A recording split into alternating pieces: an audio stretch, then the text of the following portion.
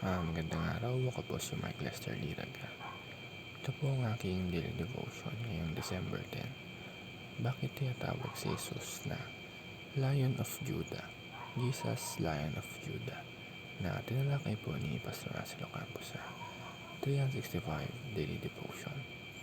Ang Bible verse po yung araw ay galing sa Genesis chapter 49 verse 10. Sabi po ay, "The scepter will not depart from Judah, nor ruler's staff from between his feet, until he to whom it belongs shall come, and the obedience of the nations shall be his."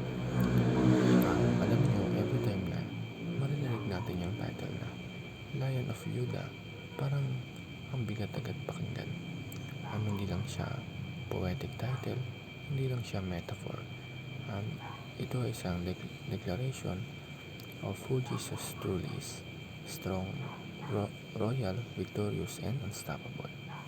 At sabi sa Genesis chapter 49 verse 10, bago pa ipanganak si Jesus, may prophecy na darating ang isang hari galing sa tribo ng Judah, at siya yung may hawak ng scepter, symbol of authority, rule, and kingship. Ibig sabihin, si Jesus ay hindi lang basta mabait na teacher, hindi lang healer, hindi lang miracle worker. He is king, a king whose rule will never end. Ang first teaching is, the scepter shall not depart from Judah. Ibig sabihin, the line of kingship na ipinangako ng Diyos kay Judah ay hindi mapuputol kahit dumaan pa sila sa exile, chaos, at mga fallen kingdoms. Kasi ang ending ng line na yon is not an ordinary king, but the King of Kings, Jesus. Kung isipin natin, sa dami na nangyari sa Israel, digmaan, captivity, rebellion, pero yung promise ni God hindi natibag, and that tells us something. When God makes a promise, He keeps it. Second is, the Shiloh who owns the scepter will come.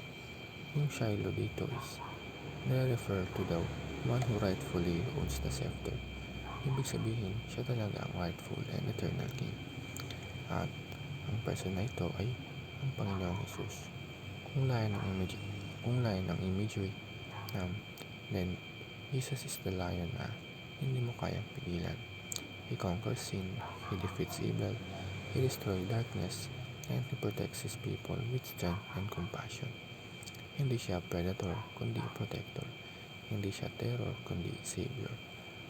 Parang sinasabi ng Bible, hindi lang siya darating, siya yung may-ari ng trono.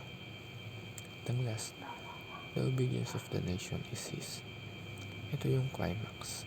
Hindi lang siya hari ng Israel, hindi lang siya hari ng Judah. Hari siya ng all nations, lahat ng creation, sa lahat ng oras.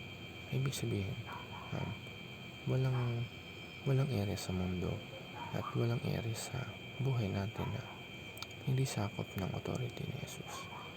Nakakatakot man isipin, pero hindi ganun.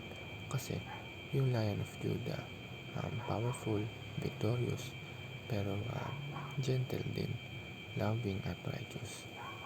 Isipin natin na a king na hindi corrupt, hindi self-centered, at hindi abusive. Ang king na hindi mo kailangan katakutan pero pwede mong lapitan. A king na hindi ka iiwan pagka down ka. Ang hari na makikipaglaban sa laban mo sa buhay. Kasamaan ka niya. At dahil siya ang Lion of Judah, He gives us courage kasi may lion na lumalaban para sa atin.